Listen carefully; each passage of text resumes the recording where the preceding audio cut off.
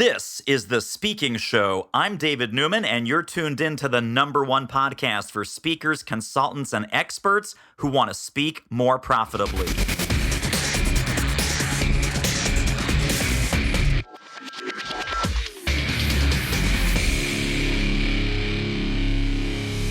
Get ready. Crystal Washington in the house from crystalwashington.com. Welcome to The Speaking Show. Thanks for having me, David. This is so exciting because you and I are in a very, very small club. I think it might be 50, 55 people at the most, which is we are both, you current and me past, hosts of Voices of Experience from NSA. I know, that's a pretty cool club. It's a club of people that have a part-time job they're not being paid for, but they love it anyway. We do, and I did, and you're doing a fantastic job. So now it's, of course, my turn to turn the tables on you, my friend, because you are the guest. I am the host. Uh-oh. Tell us about where are we today with embracing technology, because your area of expertise is technology, the future, and productivity, correct? Right. So the intersection of those things, we're living in very interesting times, and we'll come to that in a moment. But tell us a little bit about how did you get started becoming a future and technology guru, and where did that interest come from? And give us just a quick sketch of the journey so far. Sure. Well, my background is in sales. And so my degree's in hospitality. Emphasis was always sales and marketing. When I got out into the job market, I always did sales. And then I did revenue management, which was if accounting and marketing had a baby, is kind of what my last position was. Okay. So always sales and marketing. And the way I moved into where I'm at now is that there was this little thing called social media that was just on the horizon when I was in corporate America. And I'm talking about like MySpace days. And I remember being in my early 20s, being over a department of people old enough to be my parents and grandparents. I wouldn't even tell them my real age, David. They would have eaten me alive. And I remember going to my boss and saying, hey, there's this little stuff called social media, and I have a feeling it's going to be huge. Chuckle now. I said, and even though it's not happening yet, I have a feeling companies are going to use this. And when companies start using it for the first time in history, like a brand can have a conversation with a consumer. Like think about Coke talking to someone who loves Coke. And my boss, older man, looked at me and he said, look, kid, you're cute and you make us a bleep load of money minus the bleep. Stick to what you know. I said, oh, okay. So 6 months later, I quit my job. And I started a digital marketing firm because I'm a millennial. That's what we do, right? We move around. And it started with me working with small businesses and really doing a lot of experimentation on how you went solo. You left the big company. Went solo. I left. Oh, you want to hear something even funnier? Because we live in such strange times now. I left October 15th, 2007. The recession hit December 2007. But I grew my business year over year. So that's the atmosphere where I got in there during the recession. I was helping them grow their businesses, even in the midst of this recession, using social media. And then they started asking me to talk to their associations because every business owner is a member of associations. And so I would do it as a favor. And after a while, I was being asked for too many favors, David. And I was like, this is billable hours. I can't pay myself or my contractors with this. And so the first organization I said no to said, but we'll pay you. And I said, oh, so I didn't know that was a thing, David. And so that's where the speaking came from. Sales and marketing, that's been my whole background. And futurism came from the fact that everything that I talked about in technology was based on different tracks that could happen in the future. I've always been very forward thinking. I can kind of see, a few different options on the horizon. And usually people are like, no, you're being silly. And then it just always works. And so that's where the futurism came from. And I do have certification. I did, attend courses for this. But that's where it all came from. And that's how I combine technology and foresight, which is the practice of futurism. I apply those into my speaking and my consulting and my coaching and all those different things. Now, I know this is a weird question, and maybe these are all weird questions. I don't know. But here we are in 2020. Okay. There are people who are still uncertain and unsure about the value of digital marketing, social media, content marketing, Facebook Live, Twitter, blogging, YouTube. And I think there's a sense, maybe more in small to medium-sized companies, that we don't have time to be everywhere. We're not, this is not our main business. Our main business is what we do for our customers and our clients and our prospects. Mhm. but you also have that sales background. Yes. How do you feel? Because I've always felt that it's not a fair question to say, hey, we're blogging, we're tweeting, but I'm not seeing our sales moving up, Right, right. because they're measuring a marketing activity based on the sales outcome. So there still needs to be sales activity to Yeah. generate the sales outcomes. But where do you help your clients and customers draw that demarcation line? Whew, that's a huge, like we could do a day long course on just that. So I'm going to try to be concise, David. A couple things. One, no one should ever try to attempt to be everywhere. Just because you see someone that's using Facebook Live and it's effective doesn't mean it's effective for you. Just because you see someone doing whatever. I think what you have to do is look at who your customers are and who your target market is, where you're trying to go. Look at their buying behaviors, look at where they spend time online, and then interact where they already are. If you're B2B and you're trying to attract 50-year-old CEOs, do not go to Instagram. That is ridiculous. You need to study where they're at. And it's like fishing. You don't go fishing in your pool. There's no fish in your pool. And just because someone else is having luck with something doesn't mean you should either. So I think, you have to know what your goals are. And then, for instance, let's look at social media specifically, because I think of all the different activities you talked about, that's the one where there's the greatest amount of uncertainty. There's no such thing as a social media strategy. One more time. There's no such thing as a social media strategy. There's a marketing strategy that contains social media, just like there's no such thing as a phone strategy. You pick up the phone and call people as part of your marketing or sales strategy, right? And the other thing that's important, which I think you alluded to, David, is the fact that you can have the best marketing in the world. So let's say that you set up sales funnels through social media. Let's say that your website is fire. That's what young people say when something's amazing, right? So let's say everything's in order. If your ability to sell is garbage, it doesn't matter what you did on the front end. And so you really have to look at the full ecosystem of your organization to figure out how to create the best experience that attracts your prospects, gets them through that funnel, adds value, reinforces your brand, and then gets them through the sales process and lands them there. And really, if you're tracking along the entire way, you can see if someone has interacted with you on social media before, if they've interacted with you on a landing page before. It's just about how tight your metrics are. Man, we could talk about this for a whole day. And I know Yeah. you've written a whole book about this as well. And I'd love to just pick up a little bit with your social media why book. There are people that say, for example, social selling. It's Mhm. neither social nor is it selling. Or if Mhm. it's done right, it shouldn't be, right? It's Mhm. one to one and it's Right. relationship building. Yes. So when a company hires you and says, hey, Crystal, you're a futurist guru, you're a digital marketing guru, you're a sales guru. How can we do a better job with social selling? Mhm. How do you get their mindset around it's not one to many, it's one to one, right? It's human to human, Yes. prospect to prospect. And Yes. it's not selling, it's relationship building and it's adding value. How do you shift their mindset to start to understand so they can implement the strategies you recommend? Well, honestly, one of the first things I do is I ask a lot of questions. I ask tons of questions because it's almost like I think sometimes people want quote unquote experts. I don't call myself an expert; it's just a weird term. But they hire experts, right? And they want you to come in and they want you to diagnose them. But if you don't have it's like you going into the doctor with sniffles, and when you go in there, they're like, "You need a hysterectomy." What just happened? What happened? And I'm a man. You know what I'm saying? Like, what just happened? So I ask a lot of questions because the fact of the matter is there's no one size fits all.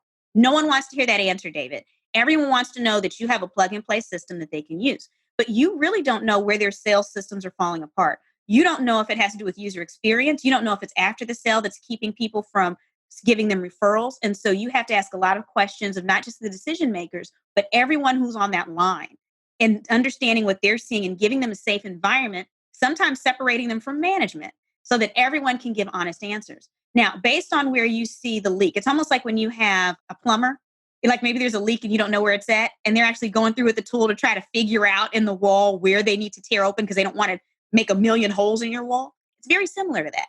And so I wish I could give everybody a plug and play because that's what's popular and that's what people want. That's not what's true.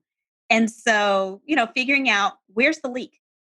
And then once you figure out where the leak is, then you can stop up that place. So for some people, it's a matter of shifting their intake process.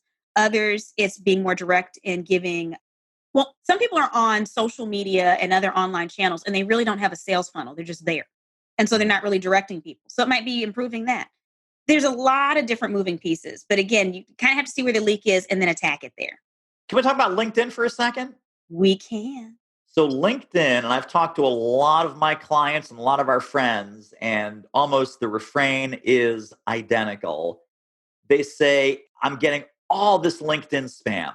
Random people are coming across my radar. They want to connect. And the very first thing after I connect with them is some sort of pitch, some sort of offer, some sort of, hey, check out our super duper widgets, or check out our Amazo wonderful, consulting program, or something like this.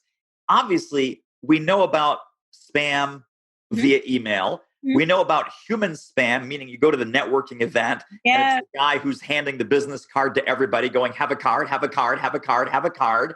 Like ninja stars. Yeah. Somehow the LinkedIn thing, we still think that's cool, or some people still think that's cool. Because LinkedIn is the search engine for people, right? How do we discourage them from abusing it and totally blowing their whole chances of ever getting a good lead? So anyone that's listening to us right now, I think it's important that we understand that desperation repels, period. I don't care if it's in relationships. I don't care if it's in dating. I don't care if it's in business. Think back to anyone that you've met who seems desperate versus interested. It repels you and you don't even know why. And so when you initially connect with someone and the first thing you say is, buy from me, what they see is not, oh, this person has something awesome they're sharing. What they see is desperation. And again, really what you're starting with is it's almost like you're that doctor. And as soon as you connect with them, you're like, let me give you a hysterectomy. What? I'm a man still. I don't understand what's happening right now. You don't know enough about that person to know if what you're offering actually adds value. And they don't trust you enough to see you as a consultant, because no one wants to buy from a salesperson. Absolutely no one. People want to buy from experts. People want to buy from consultants. They want to know that when they're talking to you, if you are not the best choice, that you will direct them in the best place, whether you're paid or not. That's what people want. And so if you take that approach where you meet someone and you say, hey, you know what? Thank you so much for accepting me. I read on your profile this. I really want to understand a little bit more about this. And then shut up and let them answer. Maybe ask some follow-up questions. Okay. Then maybe don't contact them again for another 2 weeks and say, hey, based on what you said last week, I saw this article. I thought you might find this interesting. It takes time to build relationships. And so anyone that's listening to us right now, if you imagine going on a first date with someone, I'm sure we've all been on a first date before, at least I hope so. And hopefully it didn't damage us so much so that we never went on another date again. But if you went on that first date and that person sitting across the table from you, and they said at the end of that first date, you seem like a nice person, but I'm busy and I need you to decide right now if we're going to get married. You would think that person was nutso, David, right? We all would. But we do this with social media. We think as soon as we meet someone that we should have a relationship. So when you first meet someone trusts you maybe $10 worth. So congratulations if you have a $10, product. And actually, that'd probably still take 2 meetings. But if you're selling $10 earrings, they trust you for $10 earrings. That's about it, right? But if you're selling something, or if you're part of a brand that's monthly recurring expensive, we're looking at hundreds, thousands of dollars. If you're a financial planner, if you're a realtor, it takes longer based on the amount of money they have to trust you. You have to build that up in the bank. Hey, good looking. Are you currently getting paid to speak? Would you like to ramp that up? We can help. Book a confidential speaker strategy call with our team at doitmarketing.com/call, and let's see what we might do together. The call is free, but the results may be priceless. This is so important for people to listen to. So taking exactly what you just said, do you help your clients with messaging tracks of how much to offer or ask at each of these interchange points? Because obviously it sounds to me like you'd almost need a CRM, right? So if I start messaging individual people, I know who I help the most. I know who I serve the best. Mm-hmm. I find, let's say 20 of them, 30, pick a number on LinkedIn. And I don't know if we're going to get married. I'm not even sure if they want to date me or if I want to date them. Right. But what is kind of first touch point, second touch point, kind of the branching logic of, when is it? Because obviously, like you said, there's no phone strategy. It's right. like, what's first phone call, second phone call, third phone? I don't know. You have to Right. wait until the organic conversation unfolds. Right. But people love templates. They love scripts. They They love just even do. skeleton frameworks. They do. Can we give them a rough, back of the envelope, matchbook size skeleton framework of how to come across as someone of value and not someone of spam? So I'm going to say something that's going to sound very unpopular, especially to my peers. Because as much as I understand sales and marketing, and as much as I'm about systems, when it comes to sales, believe it or not, I'm a little less systematic. And it's worked very, very well for me. And it's been very profitable because I focus on the relationships first. And it's organic. It's very organic. So I have clients that get random emails from me because I'm like, you know what? Hey, I just had a friend that mentioned your brand online and asked if I could share this. And I'll just take a screenshot. I actually did this before. This actually happened last year where a friend was talking about how much they love this brand. They're going to move from my state. They're going to miss this brand. And people started responding. That brand responded as well. And this is a huge company. And everyone was like, oh, I can't believe they responded. They saw your Facebook post. Ah, people are going crazy. I took a screenshot. I sent it to a client who I'd worked with at this company last time, maybe 3 years ago, because they only have so many programs. They have to cycle speakers in and out. And I sent it to them saying, you know what? Congratulations. I sent it to the main person, a few other people. I just want you all to know what I'm seeing on my own timeline. You all are killing it over there. Good job on implementing a lot of stuff that I showed you, and y'all are even taking it up a notch. The client messaged me back and said, oh my gosh, Crystal, we were just discussing this upcoming meeting, like just now, and we were saying who we're going to bring in. And your email came in to all of us, and we're like, well, obviously, this is a sign. Are you free on this date? And this is 100% true story. The company's HEB. You can see a post I did about it on Facebook afterwards. This happens to me all the time. And so I wish I could give people a perfect formula. And here's the truth. I could probably jot down and do some numbers and give people one, right? Honestly. But I really think if we focus on the relationships look different. And so what this does is because some of my clients want to hear from me more frequently. I have clients right now through this COVID-19 thing. The way I've handled some things with them and some of the resources I've provided for them, I have never had so many clients say genuinely, not like in oh, you're amazing, I love you. Like say, Crystal, can I just say I love you? You just made my life so much easier. We just love you so, like literally love. That's the word everyone's using with me right now. It's because it's genuine. So some clients are more touchy-feely. You're going to talk to them more. Others are more fact-based. So I just send them articles here. You know what, Jim, you mentioned the other, a couple months ago, I just saw this. This might help you. That works. And so I don't know if people are formulas. In the same way as when people talk about dating and they're like, oh, they want the formula for dating. People are different. Yeah. So I want to give it to you, but I feel like I'd be doing the people listening to us a disservice. You have to learn how to become thoughtful.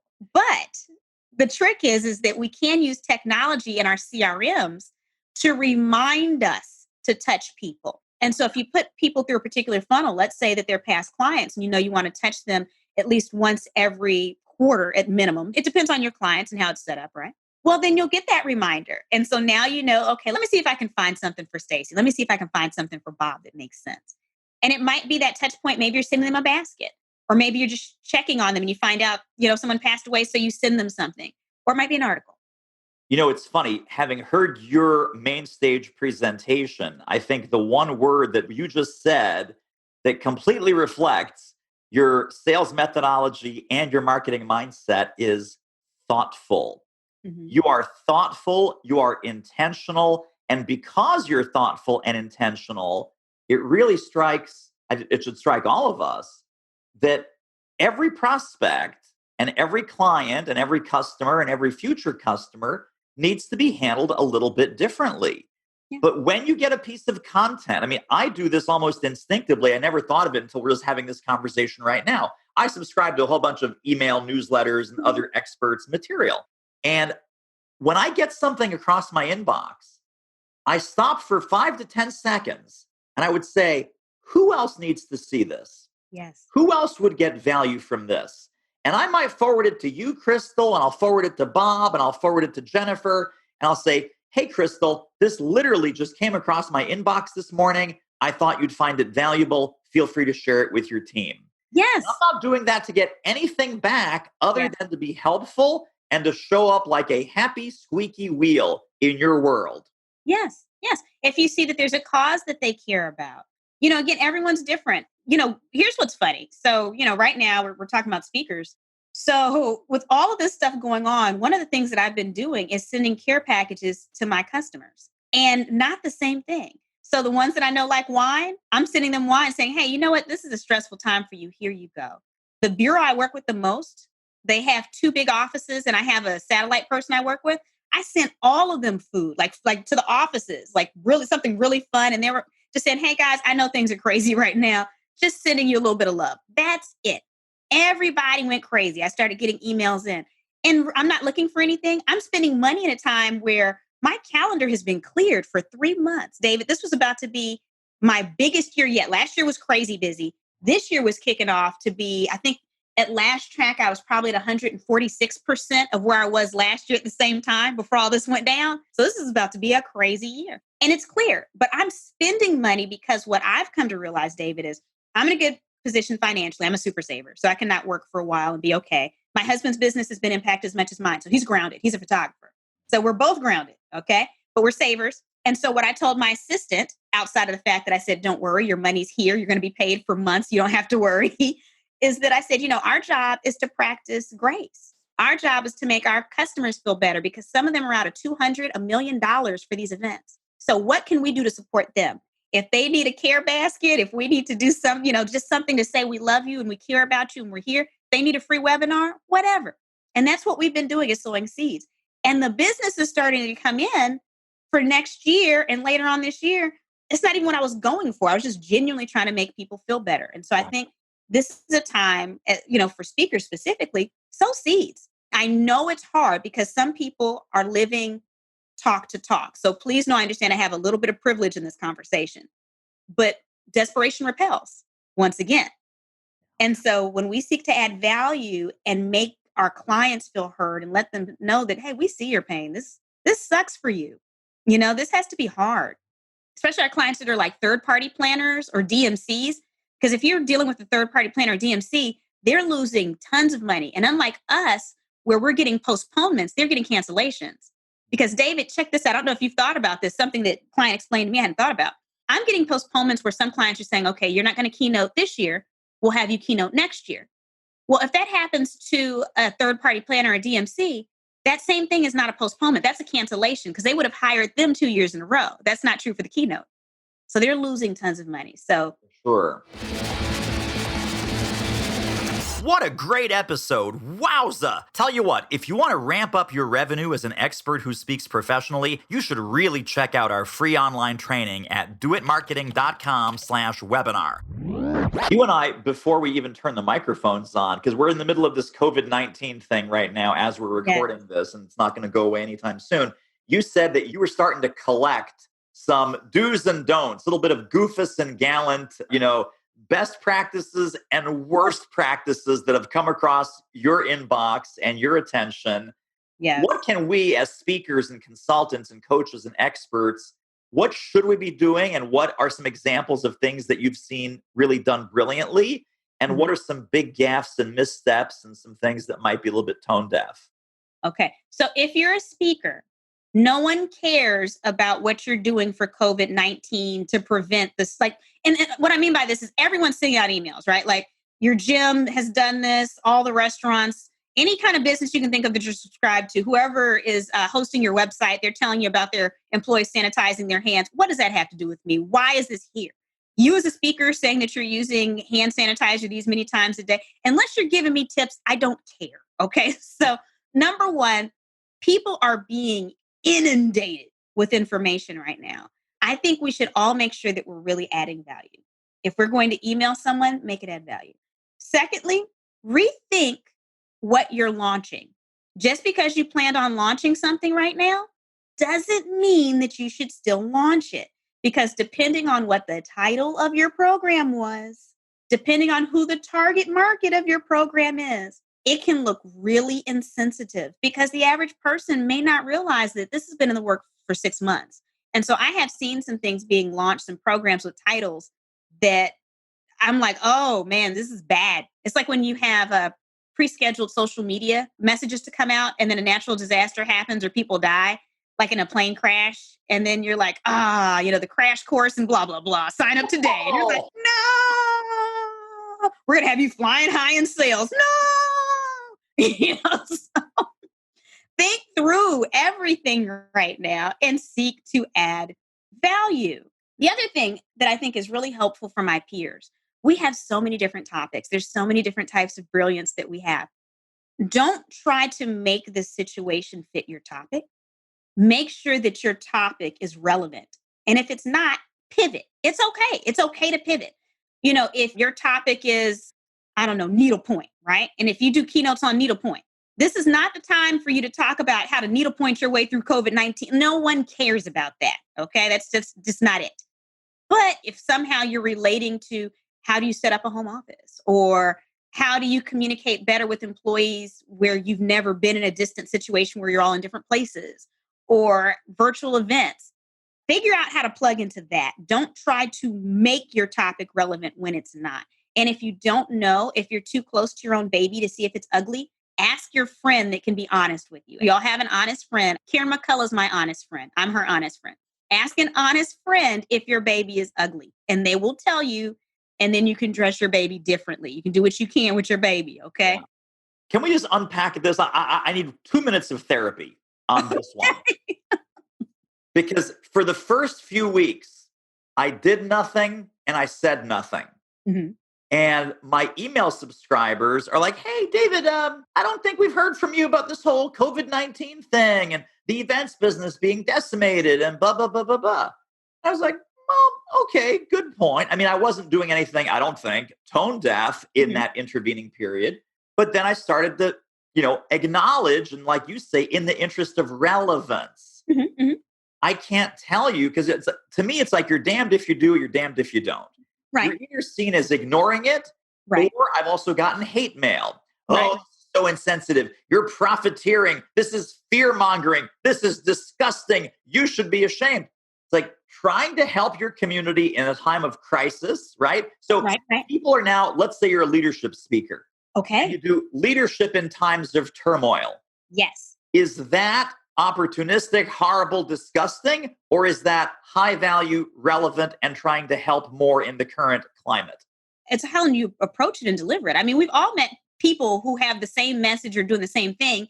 And one person, you want to hug them, and the other person, you want to stab them and run because you're scared, right? So it's all in your, let me just make a point. Nobody stab anybody, but it's all in how we communicate. I'll give you an example, David. So I sent out an email to my list, and you're going to find this hilarious because I'm a salesperson. Most of my list doesn't hear from me more than 3 times a year, but I have very high open rates of 40 to 70%. The reason why is because I email people when I have something important for them that I know they will see. Like, there's no doubt there's going to be value here. So, for instance, like before there's hurricanes, I have like these whole lists about all things you can do technology wise. And people are like, oh my God, this is amazing. They start spreading it, right? So, you don't tend to hear from me a whole lot. That's my style. Everyone's different. Now, I sent out one. I did a video because I wanted people to kind of feel my spirit, see my energy. I'm very calm. I'm a preparer, for instance, while everybody else was running out to the grocery store last week, I got my groceries and stuff 2 weeks worth 4 weeks ago. Futurist, I don't know, but I tend to see patterns ahead of time and prepare. And so I sent out this email where I'm talking about, this is the time where you communicate with your clients. You don't sit back and freeze. This is where you keep the relationships, how you add value, very positive. And then I said, and on top of this, I had a Facebook post I created where I talked about cutting personal and business expenses. I'll go ahead and include this down here as well because it was so popular. Maybe this will help you. Because again, I'm a preparer. So if people are unsure about work and this and that, let's look at some things we can cut down. So I'm just, technology things. And so after that email, I'm sure I had probably 150 to 200 responses. And let's say if there was 150, 148 of them were people saying, oh my gosh, this was beautiful. This was the most well thought out email I've received on this. I already cut down 3 subscriptions, saved this amount of money. Crystal, thank you so much. So out of 150, that was 148. 2 people who I'm positive did not actually listen to the video or read it said, you're fear mongering. Ah! And I was like, cool, cool. And I took a moment to actually respond to them. One of them, I said, out of curiosity, I'm always open to different opinions and improving. I said, was it the video that you found offensive, or was it my tips for cutting expenses? They opened the email, never responded. And this other person, I asked something similar. I said, I'd love to learn from you and see how you think this could have been made better. What was it that turned you off? They read it, but they didn't respond. So that's how I know that these are people who were sometimes people respond based on the fact that they're just touchy about a thing. They're triggered. Yeah. And so they're triggered from their fear. And so their fear is to clamp it down. We don't want to think about it. But I was open to seeing if I had phrased something in a strange way, even though 148 people responded back in the positive, and I had a very high open rate. So yes, you're always going to get those people, but you can't not serve the 148. And again, I sent it out to 20,000. So I had the open rate was over 40%. So a lot of people opened it, but I'm just saying those are the people that actually sat down and emailed me and had comments. Are you not going to serve all these other people because 2 people are mad? But if you get a majority of people upset, you might want to walk back your positioning. Right. Because either you're out of sync with your list, and so you have to figure out their thinking is different, or you just might have been inappropriate. Maybe you're in your emotions and you were triggered. Right. So yeah, I would say, here, in times of crisis, people look to leaders. If you are a leader, if you're a thought leader, people expect to hear from you. But make sure it adds value. Whatever you have to say, don't just regurgitate what someone else said. Add value to them, something that after they read it, they're like, you know what? This was a good use of my time. Thank you. So smart. Very, very important. And haters going to hate. Haters going to hate. If someone's looking to be irritated, they're going to find something. Certainly in my world, when they look at me, they're going to find a lot of things that might be irritating. But you're right. I mean, it's about, 148 to 2 says something very different than 20 pieces of hate mail and nothing positive. Right. Because then you have to start rethinking, okay, I did something wrong here. Right. Let me rethink my strategy. Right. Well, I've got 2 final questions for you. The final question is, how do people get connected and stay connected to more Crystal Washington brilliance? But even before we get there, pre-final question, second to last question. If people were to take one central idea from our conversation today about digital marketing, social media, smart sales strategies, caring and concern for our audience, what do you hope that one central idea that weaves some of those things together might be? If you want to be a successful salesperson, use technology to be more human. Mic drop. That was it. Well, Crystal Washington, how do people get connected and stay connected to you? Links, goodies, downloads, books, give us everything. We're going to link these up in the show notes right under this episode. When people go to thespeakingshow.com, right under this episode are all of Crystal's goodies. Crystal, where can we send people? Real simple. crystalwashington.com. Crystal spelled like a rock crystal. Washington.com. From there, it links to everything else. So that's the easiest way to get in contact with me. If anyone has any questions for me, I'm always open to communicate. It won't be a bot. It'll be me, because I use technology to be more human, not more of a cyborg. Awesome. Well, Crystal, thank you. We have to have you back. Thank you so much, David. I'd love to be back. Well, that wraps up another episode of The Speaking Show. Hey, tell you what, if you like us, rate us and review us on iTunes. Subscribe. Tell a friend. Go grab the notes and downloads and extras at thespeakingshow.com. See you next time.